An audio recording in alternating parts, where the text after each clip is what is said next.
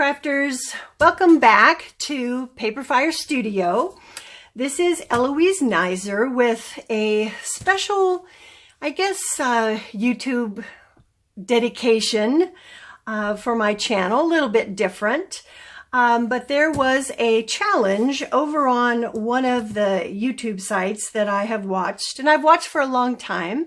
She's doing a challenge to submit 3 pieces of ephemera, and it's over at A Trace of Sparkle that Jennifer is doing on her website or on her YouTube channel. And I thought a lot about what I wanted to do for the 3 pieces of ephemera. And I thought about, a lot of the designers that we watch over the years, they do a lot of pieces, they do journals, they do crafts with me, and we watch a lot of their artwork. And sometimes we comment, sometimes we don't. And I'm probably guilty of not commenting enough about how much I enjoy their work.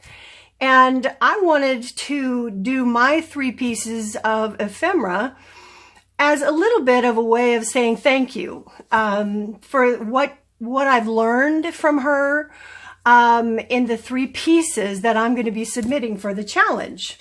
So let me show you the first one that I have designed. And it is the tea bag that we make out of our papers. This I've used graph paper. You can kind of barely see the lines in there. But this piece of ephemera, Jennifer, you teach us about layering, and you're one of the best that I've seen at taking layering to a whole new level. You teach us the value of sparkles that you add to things that bring so much dimension to a product. And this is the tea bag, and I actually added the little tea bag string with a sari rosette on the back. There you can kind of see the graph paper a little bit better, but it too has been tea stained. And then I didn't do a closure on the top. I was going to, and I thought, no, I'm going to leave it open to show the journal area that I created on the inside that said life is good, and it's gold embossed. Actually, that's a platinum embossing that I've used there that you can kind of see. I've covered that on the inside, and again, using the layering as an ode to you. No page is ever too small to layer. So that was my first piece of ephemera that I made to submit. I'll kind of lay that over there. Then the second one, I decided to do our Christmas in July. I decided to do a Christmas piece where I used the vintage blues in this one. I decided to go with the vintage, and I know that you love pinks. So I decided to do a piece, and this is made out of repurposed junk mail. And I'll tell you where the inspiration for this came. I finished up an online class with Robin Dudley Howes, and for those of you who have seen her artwork, she is a beautiful designer. And there was a class that you could take online where we made something like this that slid into the middle of the journal and you could stitch it in. But I decided to kind of do it a little bit different, where I closed it all up and made this an insert, a piece of ephemera for a journal, where it'll sit up high enough that the lace will show from the top of the journal. And I know how much you love lace, Jennifer. So I did that as an ode to you. And so you can see here when Prima came out with, and this is their new collection for Christmas. And I'm sorry, I don't have that paper pack. Do I have? Oh, I do. I have it in front of me here. The new one, Christmas in the Country. The reason that I decided to use this one was kind of a blend of where I live and where my studio is. It's Paper Fire Studio. We live in Austin, but we're just far enough out of Austin, and we live on a farm. And in our south pasture, we have deer that come into our south pasture, and we treasure that. We love the animals that come in to our farm. And so I wanted to maybe share a piece of our farm with you. And when I saw that picture, I knew that this was a piece that I wanted to use. So this is kind of a vintage Christmas piece, and it's got another piece of repurposed junk mail. This is an envelope that I've cut down to lay over the top, and with a little tag of a vintage rose stamped and again embossed. That slides in there. And then when you flip it over, this is all your influence, Jennifer. This is it.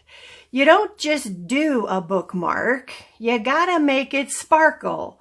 So I'm hoping that it is coming through there. Maybe not very good, but that's all done in sparkles with, again, the bookmark punched out with glitter.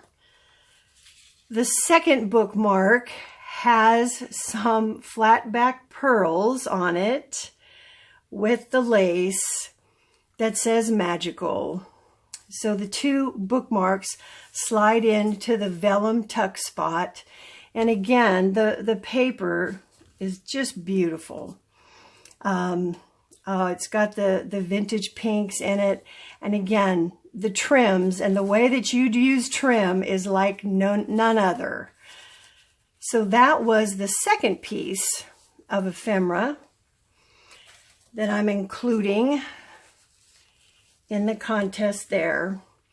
But it's maybe the third piece that I think is such a reflection of you. And I want you to know it took me the longest. And I almost threw it out 3 times because working with fabric, I don't know how you do it, but for me, it's one of the things that I struggle with the most. But boy, it sure gives you a lot of bang for the buck. This is a CD cover that I've covered the front with fabric, and it wasn't easy. It makes me appreciate anybody who works and covers journals with fabric, does ephemera with fabric, because wow, it takes a lot of work. The edges fray. So I had to use fray check to keep these edges from not fraying out like crazy. And then to add the trim, the lace in the trim, the little doily that comes over the side, and then deciding where the placement of everything goes. I avocado dyed some lace here.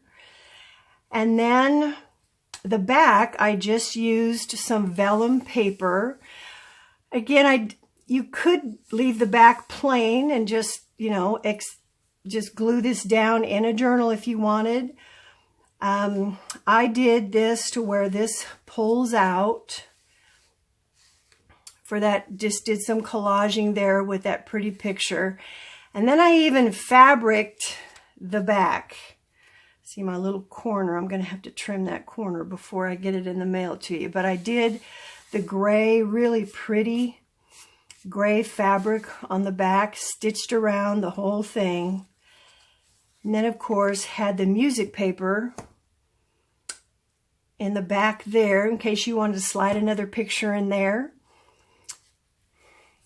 And it slides right in the back. And you're set to go. So yeah, this one was a work of love.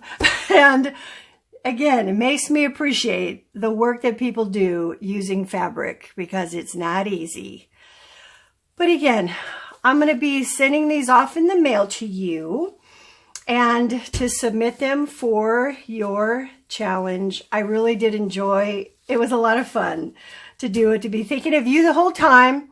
And what would Jennifer do? I kept asking myself, what would she do and what would she do? And when I got ready to throw that out because I was so frustrated, I thought, no, she'd figure it out. So my hat's off to you. Thank you for all the work that you do, all the great tutorials that you send us to create with me. We appreciate it. We're out here watching and we love you. Thanks.